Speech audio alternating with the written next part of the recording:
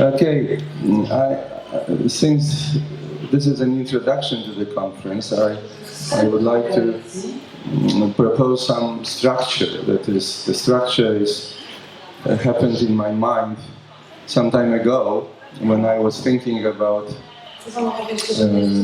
this special, unusual, revolutionary approach to education. So I will shortly outline this basic aspect of this whole issue that we should remember. It may, hopefully, it will give some structure to the conference as it follows. I will share. I know that there is a lot of enthusiasm here about democratic education, and I am enthusiastic as well. But I want to share some doubts and questions as well. So I hope my enthusiasm is visible, and I will share some doubts and questions that probably many people share. Also in this sauna, in this tent. Okay, so first aspect of democratic education is a historical one. Or you can say even political. And this will be my first point here. Why and when it has happened? Why and when it has started? Second aspect is educational. And this is quite important, and as I see many people are asking themselves this question from this area. And the basic question is about effectiveness and efficiency of this approach to education.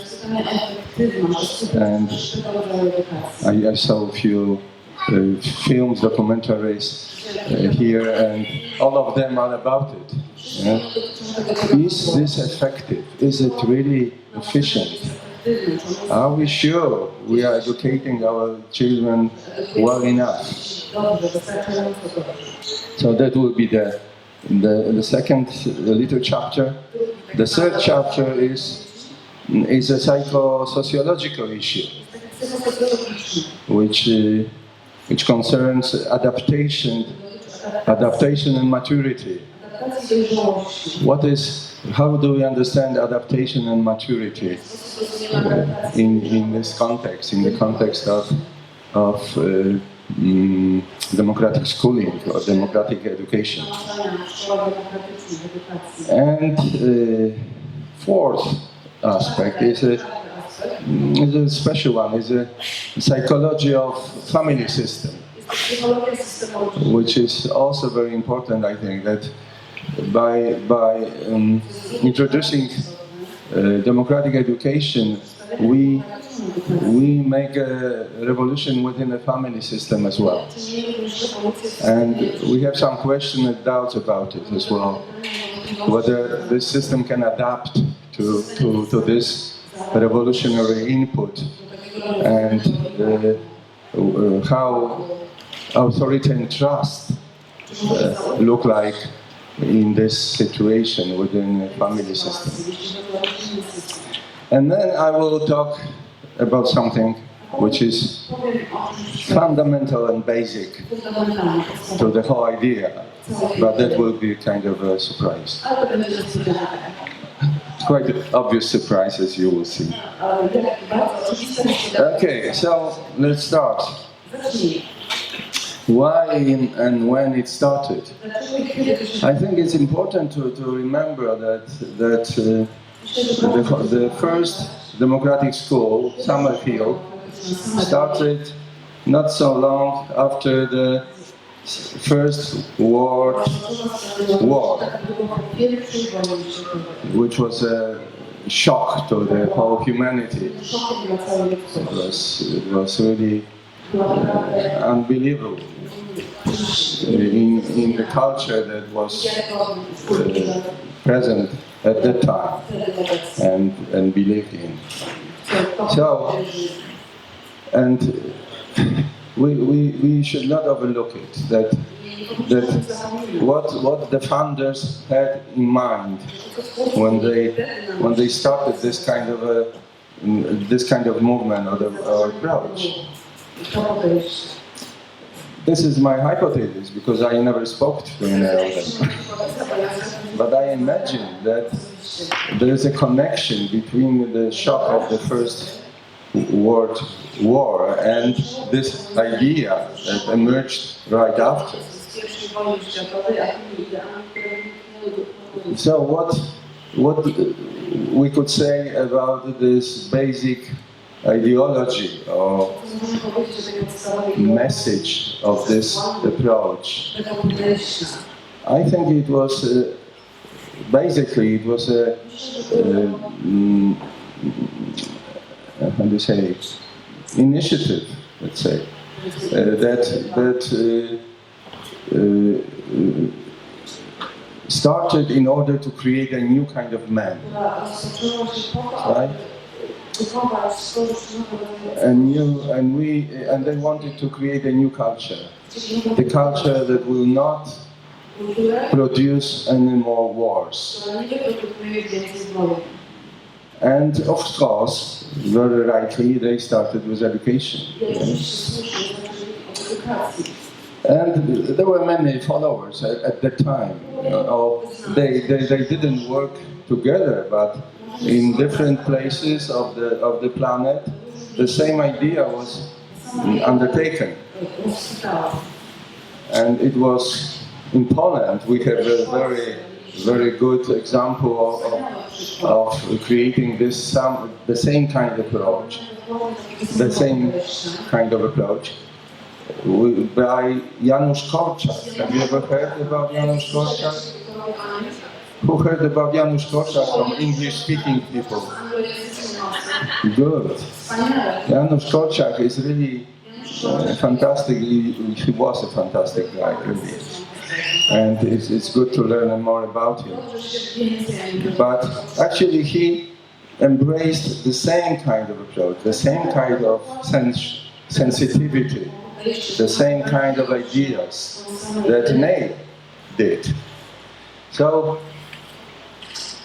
there were quite a riot or revolutionary approach, or revolution against Freudian approach at that time as well. And we had Fromm, we had some other philosopher, and humanistic psychology started to its existence at that time, more or less. So we had Wilhelm Reich, for example. Wilhelm Reich, famous and very controversial person, that was really going strongly for the revolution in educational systems. And his statement was that the traditional educational system creates neurosis and different defenses that are actually considered pathological, but in his view it was adequate response to the environment that people were educated in. And similar approach we witnessed later on in our current history, so to say, in the movement of anti-psychiatry. But Korczak, for example, so let's make some order here. Ney, what was the the ideal of Neil, what kind of man he wanted to produce by this new revolutionary system of education. First of all, peace-loving, democracy-loving, free, creative, involved, and happy. Very unusual approach at that time. Also, it was in culture, it was declared that these values are very important, but they were not practiced. Yes. So, Korczak,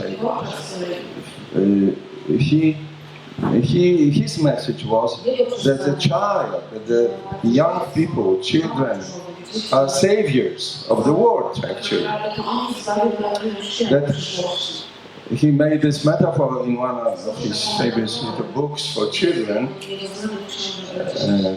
the King Matthews first, King Matthews first, that the power, the political power should be given to children. Of course, it was a metaphor. We don't want children to get involved in politics, but reading his metaphor, it meant that our inner child, the inner child that is present in every adult being, should be engaged in creating this world, in creating policy, in creating economy, and so on. Of course, so the child is a source of the positive change and wisdom, inner child. That's a completely different approach to the child, especially at the time of when Freud started with his ideas and his revolution. Because in Freudian terms, child is a suspicious kind of being that should not be really trusted. It should be controlled, educated, suppressed, guided, and this socialized in general. And so, and only under these conditions, the child may become a useful adult, useful member of the society. So, the question that we should ask ourselves is, do we truly believe that the change of school, the change of the educational system can produce new people? Or are we idealistic about it? No? What is, we'll come later to it, but this is a very basic question. And we should not be afraid to ask this question. Because, of course, there is much more to education and growing and becoming a mature person than school and education. We all live and we educate our children and we grow our children, so to say, in a very complicated context. Cultural, economical, political, and so on. So, do we truly believe that this is possible? Or this is just idealistic idea? And we should be more critical about it. And more aware of different traps and obstacles. Okay, so this is the first part about the history and political aspect of democratic education. So now we go to the second one, the quality of education. We asked ourselves this question all over again and again. I've been in this I've been trying to persuade different people, different politicians to change the system, and I worked with parents and educators and teachers, and this is the most important question they ask. Are you sure that in this system we can efficiently, effectively educate our children? And I think that we are not quite sure yet. A little bit, I have a feeling that I'm not sure, I'm not completely sure about it. I have my doubts. So, and it's good to address the doubts. If we try to repress our doubts, we will end up neurotic or psychotic. So it is difficult, but it's good to express our doubts. So the question is, for example, what should we do with tradition? How to deal with tradition? What tradition brings to our educational system? What tradition brings? How it creates and models the mind of our children, our students? And should we get rid of tradition? Or should we teach tradition? That's a very important and difficult question. Because of course, when you look critically at tradition, tradition is a source of neurosis. Tradition teaches false needs, false goals, violence, greed, ignorance, and tradition is full of wars. So why to teach tradition? But if we don't teach tradition, are we sure that we can really neglect the importance of transmitting tradition, history, and basic knowledge shared by the rest of our human environment?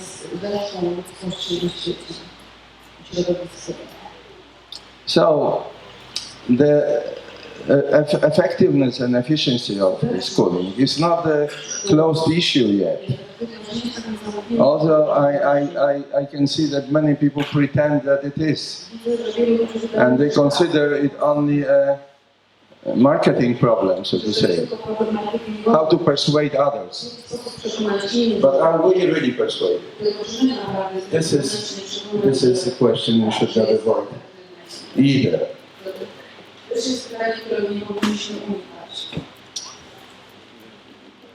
Okay.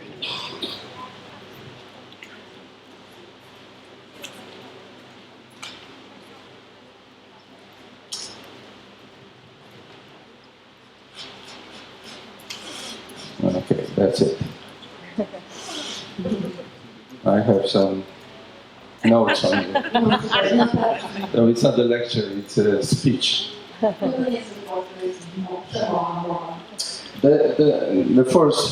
The next chapter is the question of this sociological question about adaptation and maturity of our students.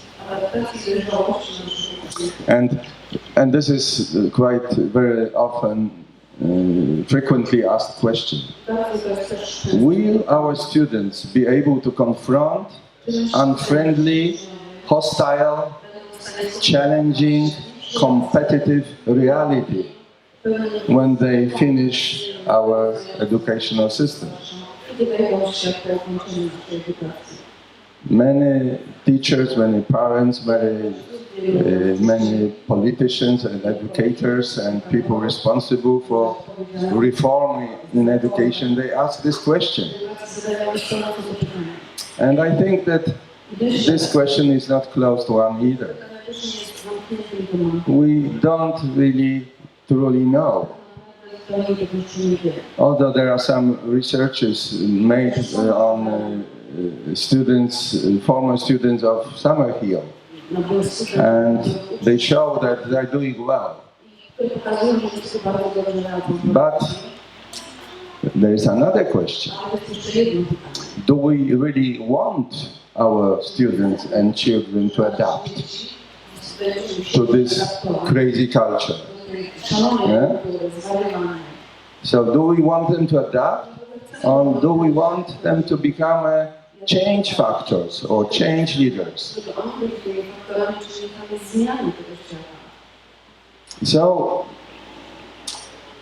in traditional culture and a traditional view, actually expressed very strongly by Freud, is the adaptation, the maturity. Maturity is an art of adaptation. Yeah? So maturity is the ability to adapt to our social environment. And this is what we should learn. Of course, this is a big issue. So, do we want our children and our students to adapt or not? Are we going to create revolutionaries or quiet, peaceful citizens and consumers of our everyday culture?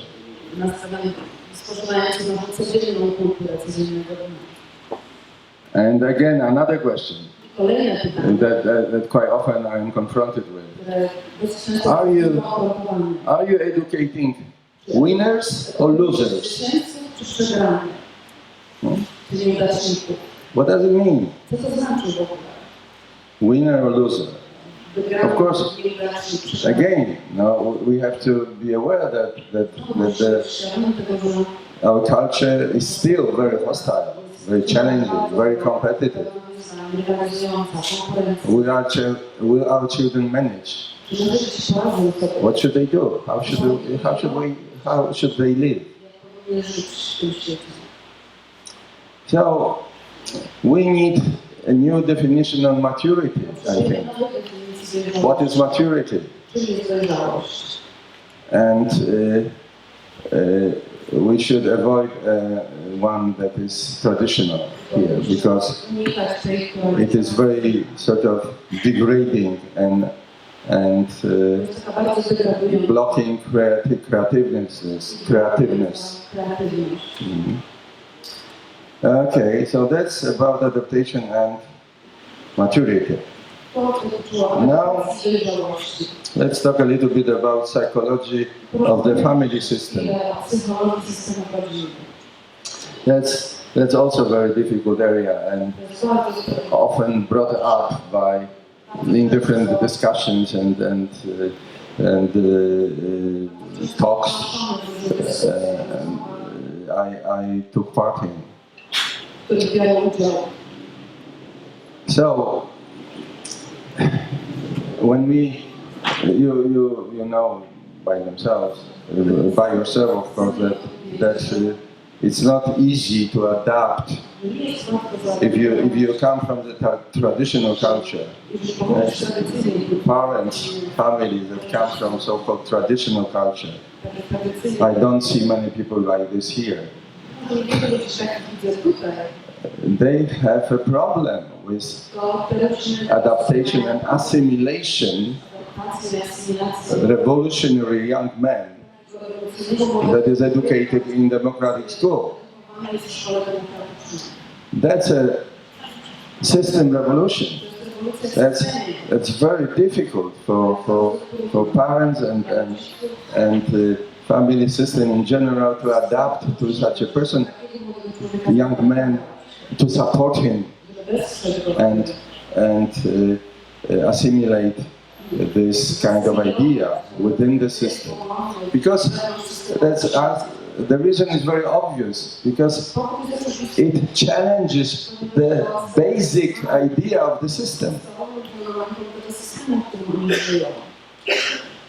So, it's difficult for parents and for family system to trust young men, children, students that participate in democratic education, and they are not trusted by children and by students either. So there's a crisis of trust. How can we overcome it? Just to illustrate it, I remember some time ago, 45-year-old father came to me, and he said, "Oh, I have a problem with my son." "How old is your son?" I asked. 16. So what happened? Okay, he came to me and he asked some question about decisions he was about to make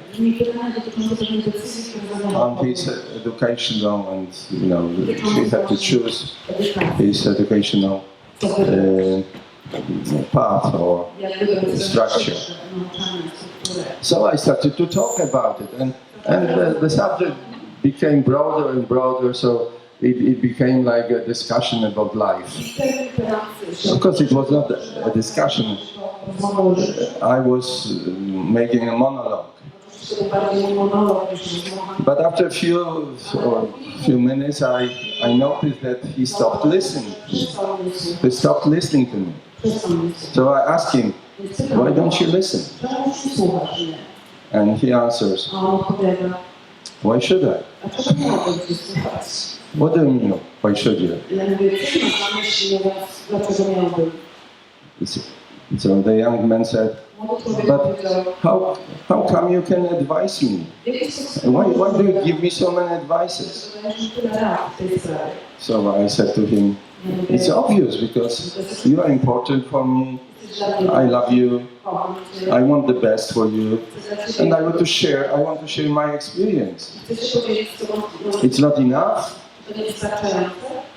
And he answered, "No, it's not. So what is missing?"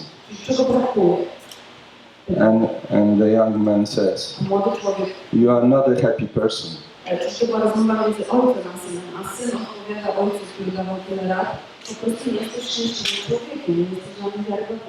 That's a very important issue. When we create a happy person within a family system, it's not easy, because it sort of lifts up the standard of happiness, and it confronts the other members of the family system with reality of their unhappiness. And it's not easy to assimilate. Now that's a basic mechanism. Why it's so difficult for some children to find support for their educational endeavor in democratic schools within the family system. When one person from the family system becomes happier, that's a terrible problem for all the others. So we should not overlook it. Of course, so we have a problem with trust and authority within the family system. And in general, we have a problem with trust and authority between youngsters and adults. And nowadays, it has become very evident. Because perhaps we are not happy enough as adults. So we will hear this question, this argument that you can give me advice, you can be my leader or master or mentor, only if you are happy enough. So how about our happiness? Not many of us finished educational democratic system. And that made a big impact on our psychological and spiritual life, so to say. So we can bear it in mind, we should bear it in mind that as the best way to support our children in democratic environment, educational environment, is to work on our own happiness. Okay, so that's the only way to solve the authority problem. Oh, yes, I need to sit.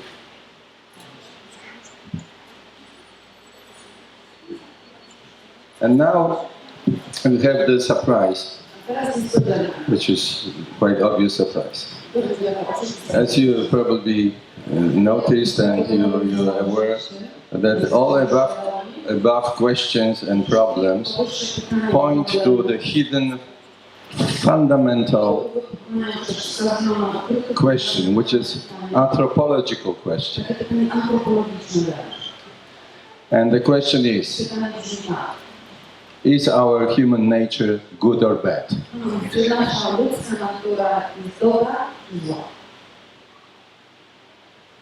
What do you think? Both.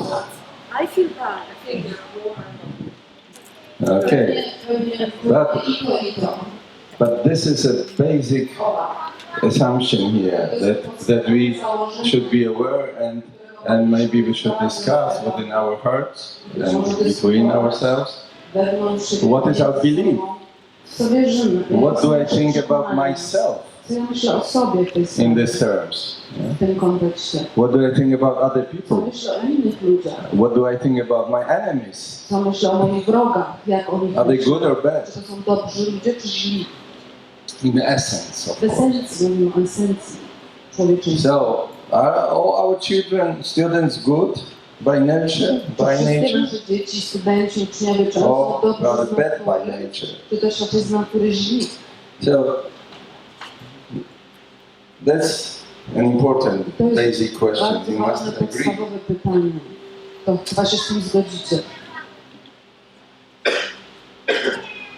And another question: if we assume that the human nature is good,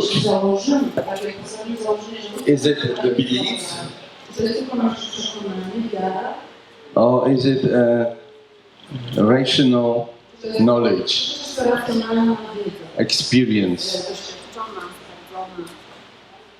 That's also important. Because if we are over enthusiastic about our human nature, we can make many mistakes. Another question that follows is whether child is a so-called tabula rasa when it is born, or does it bring some past experiences, maybe from previous lives, so-called, or some he or she participate in a very special way in a common consciousness, and he or she brings up very special problems that should be solved and that we should be confronted with to develop. So it's difficult to face the problem, but this is the only way to develop. So my doubt, and the doubt of many people that I discuss with about democratic education, is whether we really should create this kind of paradise-like environment that can unconsciously, on the unconscious level, it can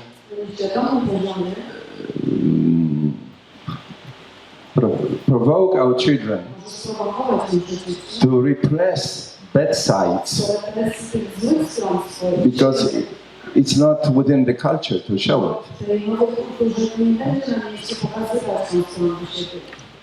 Okay, but of course I am a strong believer that the human nature is a good one. And it's not only a belief, I had some experience with it as well. With my own nature and the nature of other people that I worked with and practiced with. And I think that the founders of the whole idea of democratic education shared this view very strongly. They were sure what they were talking about. I mean, Neil, Korczak, Reich, Fromm, Rogers, Bern, Lang, and just to mention contemporary names. So they trusted in good human nature, in spite of wars, crime, violence, exploitation, injustice, greed, suffering, ignorance. They believed, they knew. I think that without knowing it for sure, they would not be able to create this kind of a movement that now we participate in. Okay, so let's shortly follow their reasoning. The reasoning, in short, goes as follows. Child is born good and innocent. That's right. And its good, innocent nature is violated and transformed into evil by mistrust, violence, manipulation, hate, anger, lack of freedom, forced education, excessive discipline, and so on. So, what is evil? Evil is, you could say in terms of anti-psychiatry thinking, evil is a defense. It's a defense against evil culture. Very strong statement. But it really has a lot of support when you work as a psychotherapist and educator perhaps, that what we call evil is a defense mechanism against these negative aspects of our culture. Of course, our culture is not evil through and through, but it has a lot of negative aspects. So, we can say that evil is created, is induced.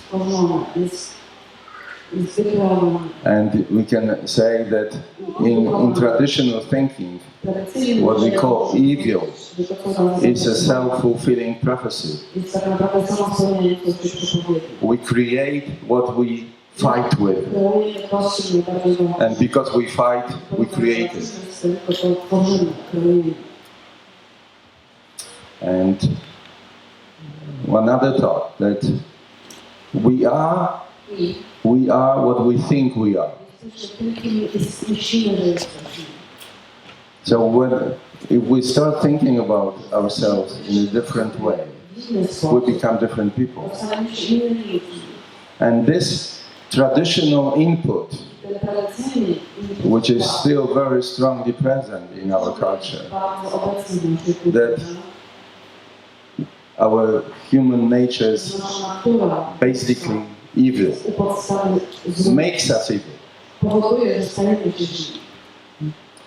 So we are what we think we are. Jesteśmy tym, kim myślimy, że jesteśmy. Okay.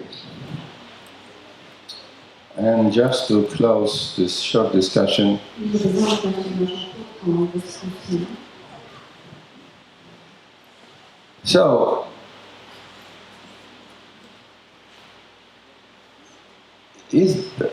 that's one more important question Jeszcze jedno ważne pytanie. about tradition and discipline Na tradycji dyscypliny and some kind of procedures that are used in traditional education. które używane są w tradycyjnej edukacji. Do we really, can we really sort of do away with socialization, tradition and procedures?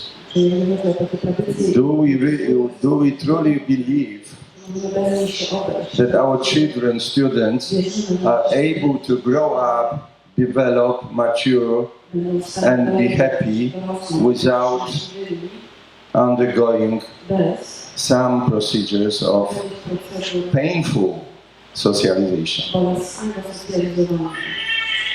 And is there any space for to compromise between those two approaches? Is there any space for merging or coexistence? And how we can W jaki sposób moglibyśmy creatively kreatywnie solve this problem? rozwiązać ten problem? Finally, as I said, I am a strong believer in good human nature. Dobro natury ludzkiej. And I consider our children, students are able Uczniowie są to w stanie develop, mature, and zwiększyć, be happy adults być szczęśliwymi dorosłymi in our culture and in our environment, whatever it is. w naszym środowisku, takie jak ono jest. But I don't fully trust myself Gdybym w pełni nie ufam sobie, because I never went through democratic education process. procesu edukacji demokratycznej. I may not be aware that I am very spoiled and broken Mogę być by the traditional system. zepsuty i zaburzony tradycyjnym systemem edukacji. So maybe all these questions that I asked are coming from this Tak naprawdę wpływają na humiliated mind część and spirit. tego ducha. Of course, I exaggerate a little bit. To może przesadzam, So, więc as I said, questions and problems are difficult to face. pytania i problemy But in order to strengthen our determination and our faith i naszą wiarę in developing this fantastic revolutionary movement, ruchu rewolucyjnego, we should not powinniśmy avoid them. nie powinniśmy unikać tych pytań i tych problemów. And so I hope that Mam nadzieję, że my little speech mała przemona will contribute to the rest of the conference przełoży się do and will not completely destroy your enthusiasm. nie zniszczy całkowicie do entuzjazmu. Thank you very much. Dziękuję bardzo.